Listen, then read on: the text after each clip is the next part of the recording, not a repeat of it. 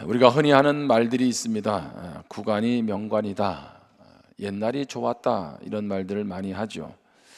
근데 정말 구간이 명관이었습니까? 옛날이 정말 좋았나요? 우리는 좋은 기억들, 추억들을 떠올리기 때문에 그런 말을 하지 않나, 그렇게 생각을 해 봅니다. 그런데 에덴 동산에 죄가 들어온 이후로 좋았던 옛날이라는 말은 없습니다. 죄가 들어온 이 땅에는 옛날이 좋았다, 물론 내가 어떤 좋은 추억들 때문에 그런 표현은 할 수 있겠지만, 가만히 보면 우리 삶의 끊임없는 아픔과 상처가, 또 끊임없는 죄악들이 난무하는 것들을 보게 됩니다. 어느 시대나 사람들은 악했죠. 그리고 가정들은 문제가 있었습니다. 죄성으로 인해서 서로 내 탓, 남 탓하면서 살아가고 있습니다. 오늘 말씀에 등장하는 이삭의 가정도 예외가 아니죠. 그럼 바벨탑 사건 이후로, 굳이 바벨탑만 아니더라도 죄가 간영함으로 노아 홍수로 심판하시죠. 자, 그리고 이제 바벨탑 사건을 통해서 하나님은 자기 이름을 내고 흩어짐을 면하려고 하는 인류를 향해서 어떻게 하십니까? 언어를 혼잡하게 하시죠. 그리고 흩으십니다. 자, 그러면 하나님은 이렇게 말씀하실 수가 있습니다. 내가 그렇게 사랑하고 관심을 갖고 돌봐 주었으면 너희들은 그렇게 죄 가운데 살면 안 되지. 이제 더 이상 나하고는 온전한 관계를 맺을 수 없다. 이렇게 하면서 하나님이 우리를 외면해도 우리는 할 말이 없는 존재들일 것입니다. 자, 그런데 하나님이 일방적으로 아브라함에게 찾아오시죠. 그리고 그에게 축복을 약속하십니다. 땅과 후손과 내 후손들로 말미암아 천하 만민이 복을 받게 하겠다는 것입니다. 자, 그러면 우리가 여기서 한번 생각해 볼 것이 무엇입니까? 그런 하나님의 은혜와 사랑, 그런 약속들이 아브라함으로 또 이삭으로 계속 이어지고 있음을 성경은 보여주고 있습니다. 오늘 크게 세 가지로 함께 나누는데요. 첫 번째는 하나님은 엮이는 가정을 통해서도 계획을 이루신다는 겁니다. 엮이는 가정. 엮이는 가정은 어떤 가정입니까? 가족 구성원과의 관계가 건강하지 못합니다. 가족의 기능을 제대로 수행하지 못하는 가정을 말합니다. 한마디로 말하면 상처와 아픔이 많은 가정, 깨어진 가정, 바로 그러한 가정을 우리는 엮이는 가정이다, 그렇게 표현을 합니다. 이삭의 가정이 바로 엮이는 가정이었습니다. 자, 이삭의 아내가 누구입니까? 리브가죠. 근데 부간의 신뢰관계가 깨어졌죠. 자, 부모 자식 간의 신뢰가 깨어집니다. 그리고 야곱과에서 형제 간의 신뢰가 깨어진 가정, 엮이는 가정이 바로 이삭의 가정이었다는 것입니다. 자, 그럼에도 불구하고 하나님은 이 엮이는 가정인 이삭의 가정을 붙들어 주십니다. 하나님의 약속을 지키십니다. 여러분, 문턱증후군이라는 말을 들어보셨어요? 문턱증후군. 여러분, 어느 집에 들어갈 때 그 앞에 뭐가 있습니까? 방문을 들어가려고 하면, 방 안에 들어가려고 하면 문턱이라는 게 있잖아요. 자, 그런데 이 문턱증후이라는 건 뭐냐 하면, 그 문턱만 들어서면 인생이 달라질 것이다 라고 생각하는 바로 잘못된 증상을 말하고 있는 겁니다. 이게 무슨 얘기냐 하면, 자, 내가 원하는 대학만 들어가면 내 인생이 달라질 것이다, 이렇게 생각하는 잘못된 거죠. 또 이런 경우도 있죠. 내가 원하는 직장에 들어가면, 또 내가 원하는 연봉을 받으면 내 인생은 달라질 것이다 라고 생각을 하죠. 심지어는 이런 경우도, 나는 이런 가정에서 살면 내 인생은 달라질 거야 라고 생각하는 것입니다. 자, 그런데 좀 차이는 있을지 모르지만 나름대로 원하는 것들을 이루지 않으셨어요? 최고의 대학은 아니더라도 어떤 대학에, 최고의 연봉은 아니더라도 어느 정도 연봉을, 또 내가 원하는 것들을 성취했는데 그 안에 갔는데 그것을 얻게 되었는데 정말 내가 달라졌고 내가 행복하느냐라고 하는 겁니다. 미국의 작가이며 철학자인 엘버트 허버드가 이런 말을 합니다. 살면서 아무런 문제도 없는 사람은 이미 인생이란 경기에서 제외된 사람이다. 다시 한번 읽어볼까요? 살면서 아무런 문제도 없는 사람은 이미 인생이란 경기에서 제외된 사람이다.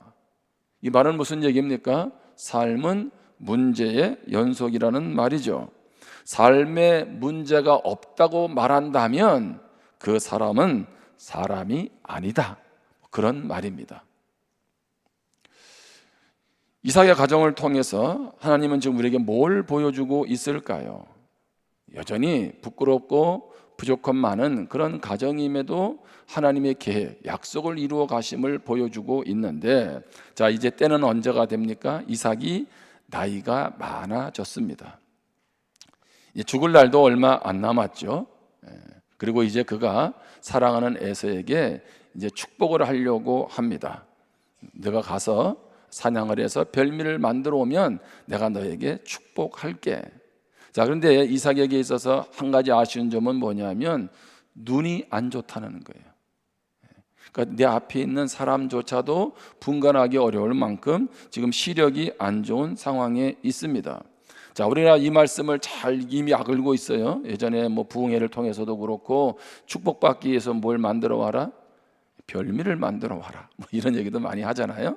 자, 창세기 25장 28절입니다. 이삭은 에서가 사냥한 고기를 좋아하므로 그를 사랑하고 리브가는 야곱을 사랑하였더라. 자, 이삭은 누구를 더 사랑합니까? 큰아들 에서를 사냥합니다. 왜냐하면 아마 에서의 어떤 남성적인 성향이 마음에 들었던 것 같아요.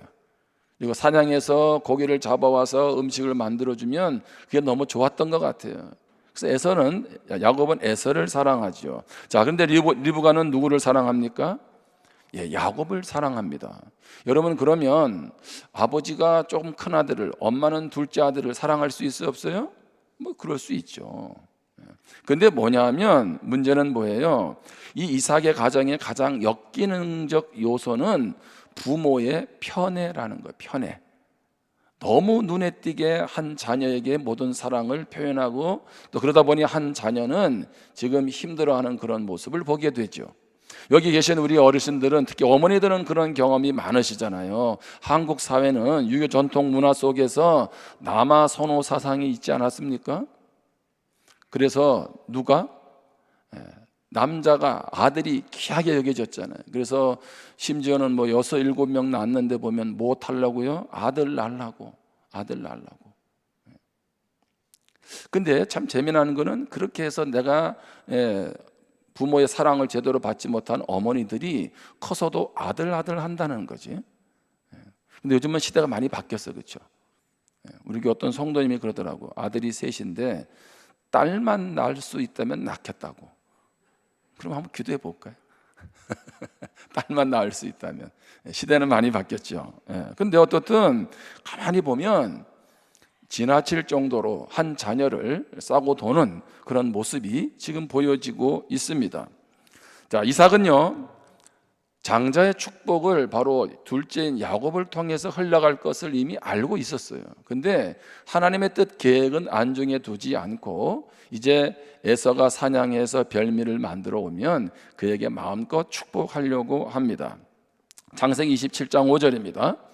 이삭이 그의 아들 에서에게 말할 때 리브가가 들었더니 에서가 사냥하여 오려고 들로 나가매. 자, 이삭이 지금 아들 에서에게 하는 말을 누가 들었어요? 리브가가 들었어요. 부인이 들었다는 말이에요. 그러면 뭐라고 얘기해야 되겠습니까? 이삭에게 가서 이렇게 말해야 되죠.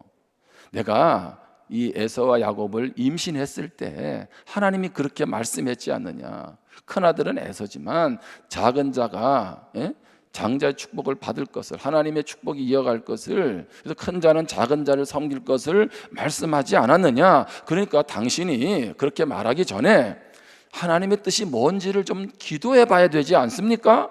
이렇게 얘기를 해야 되잖아요. 근데 보니까 리브가는 어떻게 해요? 그런 말은 하지는 않고요. 도리어 야곱을 편애하기 때문에 그 이야기를 야곱에게 가서 이야기합니다. 그리고 이제 둘이서 이제 작당을 하는 거죠. 어떻게 해요? 모의를 하는 거예요. 이제 축복을 가로채려고. 그래서 가서 야곱에게 염소 새끼 2마리 잡아오라고 하고, 내가 별림을 만들어 줄 테니까 내가 아버지에게 가져가서 축복기도 받으라는 거죠. 자, 그러면 이 말을 듣는 야곱은 뭐라고 얘기해야 될까요? 어머니, 그러시면 안 되죠. 누가 있는데?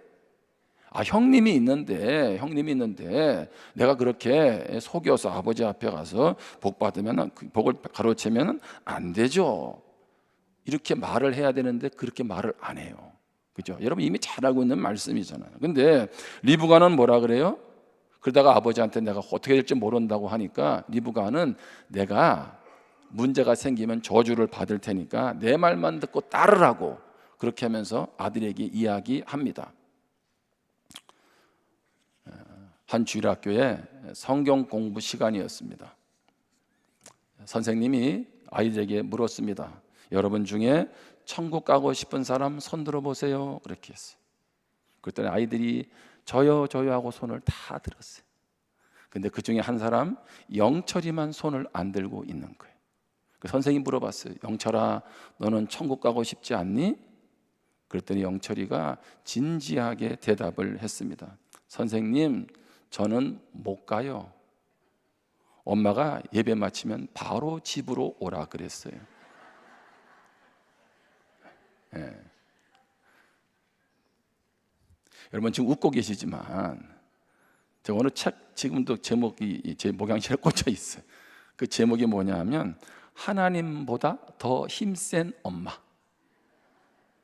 네. 여러분 이 치맛바람 어머니 이게 한국 사회도 만만치 않잖아요. 예? 야곱은 어머니의 말을 따라서 이제 어떻게 합니까? 염소 잡아다 드리죠. 리브가는 그 별미를 만듭니다. 자, 창세기 27장 15절입니다. 리브가가 집 안에 자기에게 있는 그의 맏아들 에서의 무엇을? 좋은 의복을 가져다가 그의 작은 아들 야곱에게 입히고, 또 염소 새끼의 가죽을 그의 손과 목에 매끈매끈한 곳에 입히고, 자기가 만든 별미와 떡을 자기 아들 야곱의 손에 주니, 야곱이 아버지에게 나아가서 내 아버지 하고 부르니 이르되 내가 여기 있노라. 내 아들아, 내가 누구냐? 야곱은 아마 피부가 매끈매끈했고 에서는 어떻게 해요? 털이 많이 났었으니, 예? 아버지는 눈이 안 좋아서 혹시나 테스트 할 때 걸릴까봐 에서 옷 입고 털 사람인 것 참 하고 별미를 만들어서 들어가고 있는 거죠. 참 이런 가정에 소망이 있나요? 그럼에도 불구하고 하나님은 하나님의 놀라운 구원의 계획, 축복의 역사들을 이 가정을 통해서 이루어 가신다는 거예요. 무슨 얘기입니까? 우리 가정이 여러분이 볼 때 여러 가지 아픔과 상처가 많을 수 있습니다. 이런 가정에서 날마다 원망하고 불평해도 뭐라고 할 수 없을 만큼 그런 가정인 수도 있습니다. 그럼에도 불구하고 그런 가정에서 우리를 붙들고 인도해 가시는 분이 하나님이신 줄 믿습니다. 그러기에 가정 상황 탓하지 말고 오늘 그 하나님께 붙들리면 나로 말미암아 가정도 변화되고 나를 통해서 우리 가정도 믿음의 명문가가 될 줄 믿습니다. 성경은 지금 그것을 여기 보여주고 있는 거죠. 두 번째 기억할 것은 하나님은 속이는 자를 통해서도 계획을 이루신다는 거예요. 속이는 자. 자, 사람들은 왜 거짓말을 할까요? 이유는 한 가지입니다. 원하는 것 얻기 위해서입니다. 그것이 귀한 것일수록 어떻게 해요? 어떻든 간에 수단과 방법을 가리지 않고 우리는 취하려고 하지요. 리브가는요, 사랑하는 아들 야곱에게 장자의 축복을 얻게 하려고 남편 속이는 것을 쉽게 생각을 합니다. 야곱도 마찬가지입니다. 장자의 축복을 받고 싶다는 그 갈망 때문에 아버지를 속이는 것을 주저하지 않습니다. 자, 오늘 본문 창세기 27장 29절 이하를 제가 쭉 그냥 이렇게 풀어가면서 좀 나누는데요. 자, 야곱은 어머니가 만들어준 별미를 가지고 아버지 앞에 나아가지요. 자, 그랬더니 자, 이삭이 묻습니다. 너는 누구냐? 자, 그랬더니 야곱이 뭐라 그래요? 나는 맏아들 에서입니다 라고 말을 해요.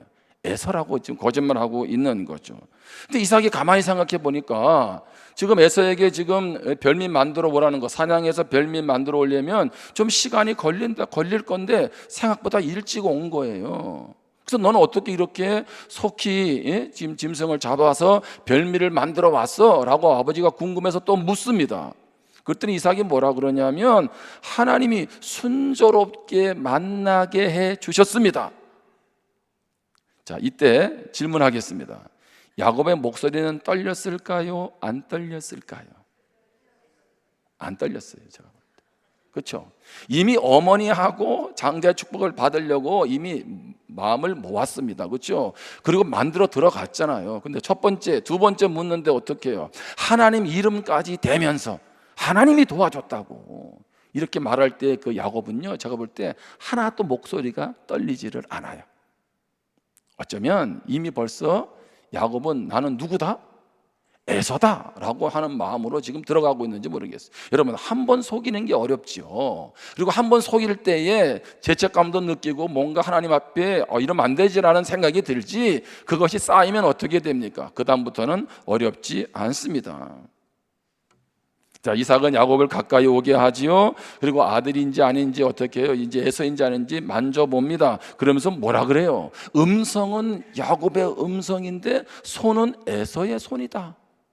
지금 고개를 갸웃갸웃하고 있는 거죠. 이삭이 또 물어보는 거예요. 아마 좀 의심이 되지 않았을까요? 창세기 27장 24절입니다. 이삭이 이르되 내가 참 내 아들 에서냐? 그가 대답하되 그러하니이다. 너 에서 맞아? 그랬더니 뭐라고요? 맞습니다. 내가 정말 에서입니다. 여러분, 이 말은 마치 하나님이 물으시는 것 같습니다. 야곱아, 너 에서 맞아? 너 야곱이잖아. 너 지금 아버지 속이고 있잖아. 지금도 늦지 않았으니까 솔직하게 인정해. 여러분, 이 말씀을 어떻게 들으세요? 나는 참 아들 에서 맞습니다 라고 말하기 전에 하나님은 지금 이거를 야곱의 마음 가운데 들려주고 있지 않을까요? 근데 야곱은요, 아랑곳하지 않고 나는 에서라고 말하고 있습니다. 야곱은 진실을 말할 기회가 여러 번 주어졌지만 무엇에? 눈앞에 축복의 눈이 멀어서 아버지를 속이고 있습니다. 우리 성도님들은 무엇에 눈이 멀어 있습니까? 여러분, 우리도 이런 상황에 처할 수가 있잖아요. 우리도 야곱처럼 원하는 것 손에 넣을 수 있으면 진실을 왜곡해도 괜찮다라고 생각하고 있지는 않습니까? 놀라운 사실은 이렇게 속이는 야곱을 하나님이 축복하신다는 거예요. 어마어마하게 축복합니다. 27절입니다. 그가 가까이 가서 그에게 입맞추니 아버지가 그의 옷의 향취를 맡고 그에게 축복하여 이르되 내 아들의 향취는 여호와께서 복 주신 밭의 향취로다. 하나님은 하늘의 이슬과 땅의 기름짐이며 풍성한 곡식과 포도주를 내게 주시기를 원하노라. 29절을 같이 읽습니다. 시작. 만민이 너를 섬기고 열국이 내게 굴복하리니 내가 형제들의 주가 되고 내 어머니의 아들들이 내게 굴복하며 너를 저주하는 자는 저주를 받고 너를 축복하는 자는 복을 받기를 원하노라. 아멘. 자, 이삭이 야곱을 축복하는데 그 축복의 내용이 무엇입니까? 하나님께서 아브라함에게 축복하신 내용과 똑같은 거예요. 뿐만 아니라 이삭에게 축복하신 내용과 똑같은 내용입니다. 누구에게요? 속이고 있는 야곱에게 똑같이 그런 축복이 임하고 있는 것입니다. 하나님은 에서가 아니라 속이는 야곱을 통해서 구원의 역사를, 믿음의 계보를 계속 이어가시겠다고 말하고 있는 거죠. 자, 그럼 여기서 이제 질문해 보겠습니다. 하나님의 축복을 받기 위해서는 속여도 됩니까? 안 됩니까? 잘 이럴 땐 대답을 잘 안 하시더라고요. 다시 한번 묻겠습니다. 하나님의 이 장자권 축복, 이런 엄청난 축복을 받기 위해서 속여도 된다, 안 된다? 1번 된다, 2번 안 된다. 자, 1번에 손 들어보세요. 1번. 속여도 된다. 손 들면 안 돼. 이럴 때는. 여러분, 말씀의 초점이 뭡니까? 하나님은 속임에도 불구하고 약속을 이루어 가신다는 것이지, 야곱이 속이는 것을 정당화하는 것은 아니에요. 뭐라고요? 하나님은 어떤 상황에서도 하나님의 약속을 이루어 가신다는 얘기지, 속여서도 하나님의 축복을 가로채야 된다라고 하는 그 야곱의 행동을 정당화하는 것은 아닙니다. 여러분, 누가 속입니까? 성경에서 잘 보시면 요한복음 8장 44절에 사단 마귀는 뭐라 그랬어요? 거짓의 아비라 그랬잖아요. 속이는 것은 철저히 어둠의 역사 속에서 벌어지고 있는 겁니다. 자, 야곱은 속여서 아버지의 축복을 가로챘는지는 모르지만 창세기 28장 이후를 보면 아버지를 속인 야곱이 얼마나 많은 대가 지불을 하는지가 보여지고 있습니다. 자, 우리가 잘 아는 것처럼 이제 에서가 이 일을 알고 야곱을 어떻게 합니까? 죽이려고 하지요. 그래서 야반 도주를 합니다. 그래서 어디로 가요? 외삼촌 라반이 있는 하란으로 도망을 가잖아요. 베델에서 잠도 자는 게 지난번에 나온 말씀 아니겠어요? 그런데 이 부엘세바에서 아버지 집에서 하란까지 거리가 600km가 넘는 거예요. 얼마나 먼 거리입니까? 쉽지 않은 상황인데 지금 도망가고 있습니다. 뿐만 아니라 야곱이 집을 떠난 이후로, 이 일 이후로 어머니 리브가는 한 번도 보지를 못합니다. 생이별하는 거예요. 리브가도 야곱도 나도 내 아들을, 나도 내 어머니를 보지 못, 다음에 만나면 되지 라고 생각을 했을 것 같아. 그런데 그 이후로 보지 못합니다. 자, 외삼촌 라반의 집에 야곱이 갔습니다. 우리가 잘 아는 것처럼 외삼촌 라반은 야곱보다 속이는데 한 수 위입니다. 그렇죠? 품삯을 뭐 이렇게 주겠다 저렇게 주겠다 하고 7년은 잘 섬기면 딸 라헬을 아내로 주겠다 해놓고는 하룻밤 자고 보니까 부인이 바뀌었어요. 여러분 잘 아시잖아요. 하나님은 왜 그런 가정에, 왜 그런 어려움들을 야곱에게 겪게 하십니까? 내가 살아왔던 그 삶의 궤적, 그 삶을 하나님 앞에서 돌이키지 않으면 너는 진정한 축복의 주인공이 될 수가 없다는 거죠. 우리가 잘 아는 것처럼 야곱과 함께 그의 가족들이 요셉이 있는 이제 애굽으로 옮겨오잖아요. 바로왕 앞에 서게 됩니다. 뭐라고 얘기해요? 내가 130년을 살았다 그래요. 창세기 47장 9절입니다. 야곱이 바로에게 이르되 내 나그네 길이의 세월이 130년이니이다. 내 나이가 얼마 못되니 우리 조상의 나그네 길의 연조에 미치지 못하나 험악한 세월을 보내었나이다 하고, 내 나이가 지금 130년인데 내 인생을 돌아보니까 험악한 세월이었습니다. 우리 잘 아시잖아요. 그렇죠? 야곱의 아들들이 요셉 죽였다고 거짓말을 하지를 않나. 지나온 인생길을 돌아보니까 정말 험한 세월이었다는 거예요. 축복의 주인공에서 나올 이게 뭐 말입니까? 내 인생 참 쉽지 않았지만 굽이굽이 하나님의 은혜고 축복이었습니다. 감사밖에 없습니다. 뭐 이렇게 해야 되는 거 아니겠어요? 그런데 뭐라고요? 험악한 세월 살았다는 거예요. 야곱은 철저하게 속인 것으로 인한 혹독한 대가 지불을 받았어요. 그 속에는 뿐만 아니라 하나님이 믿음의 사람, 축복의 사람 되어야 되는데 어떻게 해요? 준비되지 않은 야곱을 인생길에서 계속 빚어 가셨습니다. 예레미야가 3장 26절에 보면 사람이 여호와의 구원을 바라고 잠잠히 기다림이 좋도다. 뭐라고 말한다고요? 만약에 이 말씀을 야곱과 리브가가 미리 알았으면 얼마나 좋을까요? 그래, 야곱을 통해 장자의 축복이 이어지는 것을 하나님이 말씀했고 알고 있었지만 하나님의 방법대로 하나님이 하시도록 좀 기다렸으면 얼마나 좋았을까요? 이삭은 비록 에서에게 그렇게 축복한다 할지라도 하나님 신뢰하고 좀 기다렸으면 얼마나 좋을까요? 여호와의 구원을 바라는 것, 믿음이 뭡니까? 믿음은 바라는 거잖아요. 지금 눈앞에 보이지 않아도, 내 뜻대로 되어지지 않아도 모든 것이 얽혀 있는 것 같고 도리어 모든 것이 하나님의 뜻과 정반대로 흘러가는 것 같아도 바라는 것이, 그것이 믿음 아닙니까? 하나님을 신뢰하는 것이 믿음이잖아요. 그리고 하나님이 하시도록 잠잠히 하나님을 의지하고 바라보았다면 어떻게 되었을까요? 여러분의 인생 가운데 하나님을 기다리는 은혜가 있기를 축복합니다. 무언가 뜻대로 되지 않는다고 원하는 것을 위해서, 눈앞에 그 이익을 위해서 그냥 다른 것 안중에도 없고 목적을 위해서 수단과 방법을 가리지 않는 그런 삶을 살아가면 안 된다는 거죠. 오늘 성경은 뭘 말하고 있는 거예요? 그렇게 속임수가 난무하는데도 불구하고 계획을 이루어 가시는 신실한 하나님이 우리의 하나님이라는 거예요. 여러분, 우리 인생도 하나님 앞에 살아가면서 부끄러울 때가 없었나요? 드러내놓고 논다면 정말 부끄러운 건 많았잖아요. 우리는 하나님 안 속였나요? 사람 안 속였습니까? 그럼에도 여기까지 올 수 있었던 것은 신실한 하나님의 은혜고 사랑인 줄 믿습니다. 또 한 가지 기억할 것은 하나님은 낙심한 자를 통해서도 계획을 이루십니다.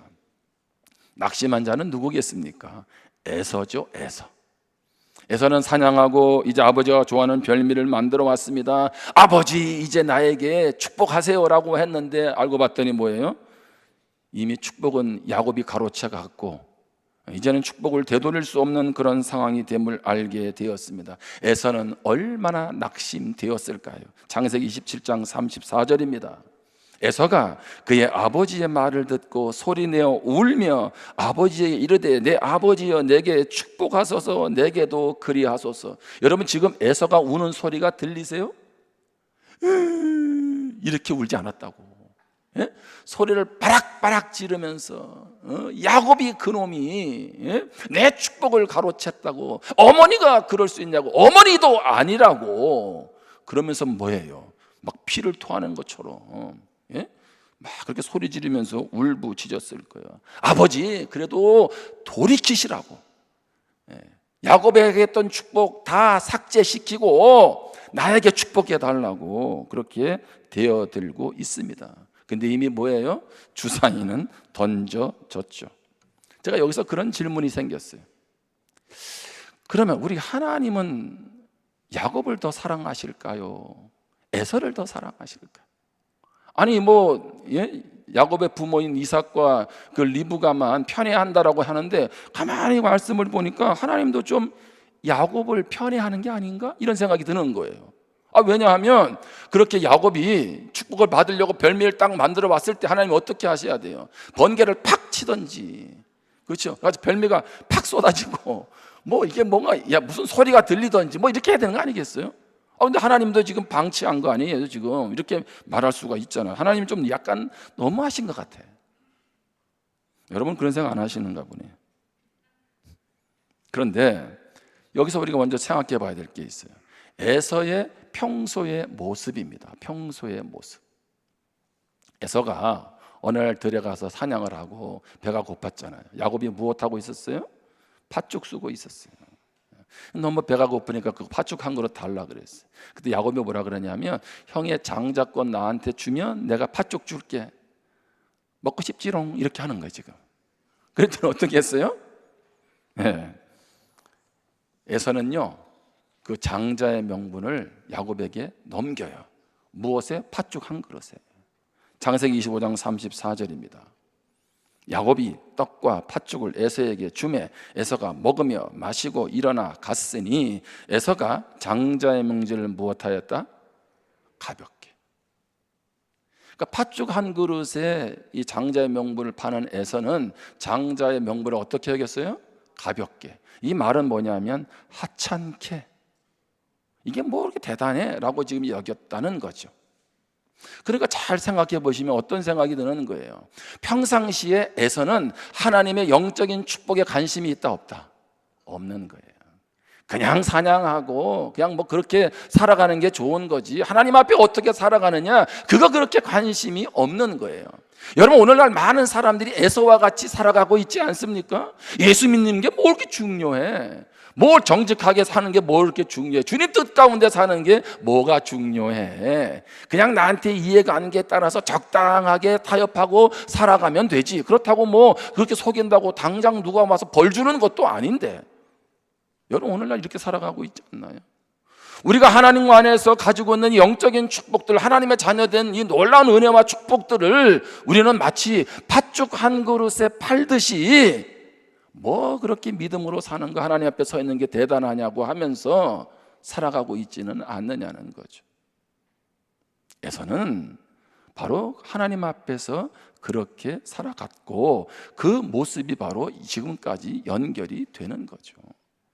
한번 보세요. 히브리서 12장 16절에서 17절에 보면 에서의 얘기를 또 합니다. 음행하는 자와 혹 한 그릇 음식을 위하여 장자의 명분을 판 에서와 같이 망령된 자가 없도록 살피라. 성경이 뭐라고 말하고 있습니까? 장자의 명분을 판 에서를 망령되다라고 말하고 있어요. 망령되다.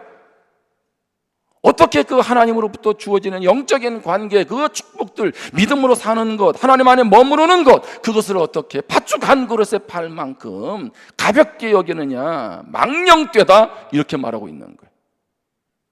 그러면서 17절에 너희가 아는 바와 같이 그가 그 후에 축복을 이어받으려고 눈물을 흘리며 구하되 버린 바가 되어 회개할 기회를 얻지 못하였느니라. 무슨 얘기입니까? 아버지에게 축복받으러 갔더니 이미 야곱이 가로채 갔어요. 그것 때문에 뭐예요? 눈물을 흘리면서 소리 지르고 있지요. 그런데 회개할 기회를 얻지 못했다는 것은 무슨 얘기입니까? 에서는 후회의 눈물, 아쉬움의 눈물을 흘렸어요. 이것이 나에게 올 축복인데 이게 왜 이렇게 됐지라고 눈물을 흘렸는지는 모르지만, 하나님, 내가 장자의 명분을 우습게 여겼네요. 믿음으로 사는 것, 하나님과 관계 맺는 것을 우습게 여겼네요. 선조들로부터 오는 영적인 축복, 그 계보가 이어지는 것을 내가 우습게 여겼네요. 하나님, 정말 잘못했습니다. 내가 장자의 축복을 놓친 것은 그 누구 탓도 아니고 내 탓입니다 라고 회개하지는 않았다는 거예요. 이것이 너무나 가슴 아픈 이야기죠. 여러분, 그럼에도 불구하고 하나님은 야곱을 더 편애하는 것 같습니까? 그렇지 않습니다. 창세기 3장 15절에 보면 뱀의 후손과의 전쟁이 벌어지죠. 근데 여자의 후손이 뱀의 후손을 이기게 된다 그랬어요. 그 여자의 후손은 누구라고 했습니까? 예수님이라고 말씀했죠. 자, 하나님이 자기 백성을 일으키십니다. 아모스 9장 12절입니다. 그들이 에돔의 남은 자와 내 이름으로 일컫는 만국을 기업으로 얻게 하리라. 이 일을 행하시는 여호와의 말씀이니라. 여기 에돔의 남은 자는 누구예요? 에서. 예? 에서의 그 후손들도 어떻게 합니까? 내 이름으로 일컫는 만국을 기업으로 얻게 하겠다. 에서의 후손들도 예수님을 믿으면 무엇이 된다? 하나님의 자녀가 된다. 구원의 길은 열려 있다는 거예요. 할렐루야. 이게 할렐루야잖아요. 야곱의 후손만이 아니라 에서의 후손들도 나에게 나아오면, 주님께 나아오면 구원의 역사, 구원의 축복을 보게 한다는 거죠. 하나님은 야곱만 편애한 것이 아니죠. 도리어 하나님의 사랑을 발로 박차버린 에서, 그래서 야, 너 같은 놈한테 어떻게 내가 축복 물려줘라고 해도 할 말이 없는 에서까지도, 그 후손까지도 돌아오면 받아주고 축복의 가문으로 만들어 주겠다는 거 아니겠어요? 성경은 결론적으로 사도행전 15장에 이렇게 말합니다. 사도행전 15장 16절 17절에 보면 이후에 내가 돌아와서 다윗의 무너진 장막을 다시 지으며 또 그 허물어진 것을 다시 지어 일으키리니 이는 그 남은 사람들과 내 이름으로 일컬음을 받는 모든 누구들로? 이방인들로 주를 찾게 하려 함이라 하셨으니. 아멘. 모든 이방인들도 주님을 찾음으로 무엇하게? 하나님의 자녀가 되도록 해 주시겠다는 겁니다. 할렐루야. 그래서 제가 미국을 가잖아요. 응? 그렇잖아요. 미국에 가서 해외 선교 관련된 분들을 미국의 남침례교단, 우리 한인 침례교회 교단 우리가 같이 왜 만납니까? 누구 구원받게 하려고? 에서의 후손도 구원받게 하려고. 그것이 지금 하나님의 역사 속에 흘러오고 있는 것 아니겠습니까? 여러분, 오늘 이 말씀을 마치면서 다시 한번 기억하기를 바랍니다. 나의 가정이 마치 이삭의 가정처럼 참 답이 보이지 않는 아픔이 많은 역기능적 가정일 수 있습니다. 야곱의 속임수와 같이 우리는 그렇게 살아갈 수 있고 에서처럼 낙심할 수 있습니다. 그럼에도 불구하고 이 가정의 후손을 통해서 나사렛 예수 그리스도가 오시는 줄 믿습니다. 그리고 오셔서 이제 어떻게 해요? 모든 열방을 향한 구원의 계획을 진행하고 계신다는 거예요. 여러분, 그렇게 보면 우리의 지금 내가 여기 처한 나의 인생은요, 그냥 어느 날 갑자기 여기 주어져 있는 것이 아니라는 거예요. 하나님의 창조 전부터 놀라운 하나님의 섭리 속에 아브라함으로, 이삭으로, 야곱으로, 그리고 누구로? 요셉으로, 그리고 누구로? 우리에게까지. 아멘.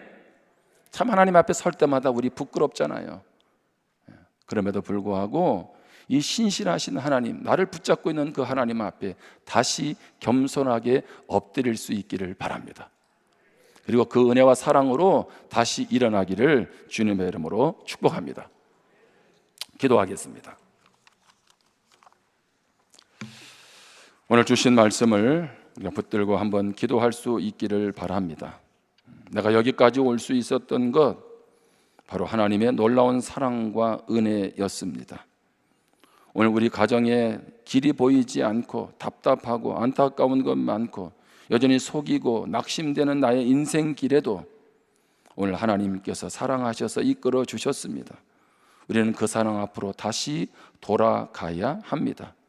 그냥 속여도 되는구나, 그렇게 사면서 살아가는 것이 아니라 다시 돌아가서 하나님의 은혜와 사랑 앞에 거해야 합니다. 오늘도 이 말씀을 붙잡고 나는 그 신실하신 하나님을 온전히 의지하고 믿음으로 살아가겠습니다. 이런 결단을 가지고 기도하겠습니다.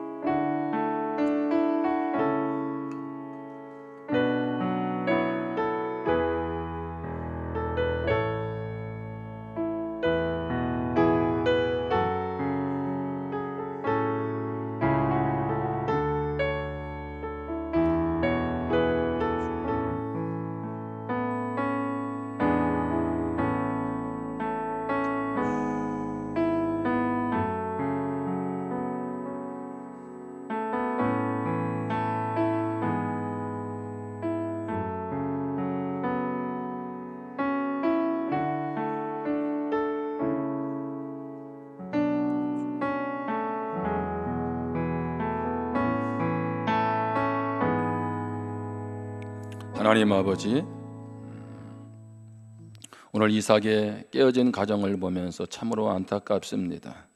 오늘 우리의 가정도 깨어진 가정으로 아픔 속에 얼룩져 있지 않습니까? 그럼에도 우리 주님이 우리 가정을 붙들고 계시는 줄 믿습니다. 반드시 우리 가정을 통해 믿음의 계보가 이어지며 하나님의 영광을 보게 하실 줄 믿습니다. 하나님, 우리는 영적이라고 하나님께서 나에게 허락하셔야 될 것이라고 생각하면서 목적을 위해서 속이는 것도 수단과 방법도 가리고 있지는 않습니까? 오늘 하나님 앞에서 우리의 삶 돌아보게 도와 주옵소서. 오늘 예서처럼 하나님 관계에서 믿음으로 살아가고 하나님 영적인 복을 누린 것을 하찮게 여기는 인생 살지 않도록 우리가 늘 깨어있게 도와 주옵소서. 영적인 민감성을 가지고 우리의 믿음의 경주를 감당하도록 주여 도와 주옵소서. 어떠한 우리의 삶의 자리에서도 하나님의 신실하심이 우리를 이끌어가는 것을 기억하고 또 하나님 앞에 한 걸음 더 나아가며 겸손하게 엎드려서 하나님의 뜻을 구하는 지혜로운 성도들 되게 하여 주시옵소서. 예수님의 이름으로 기도합니다. 아멘. 우리 찬송가 559장입니다.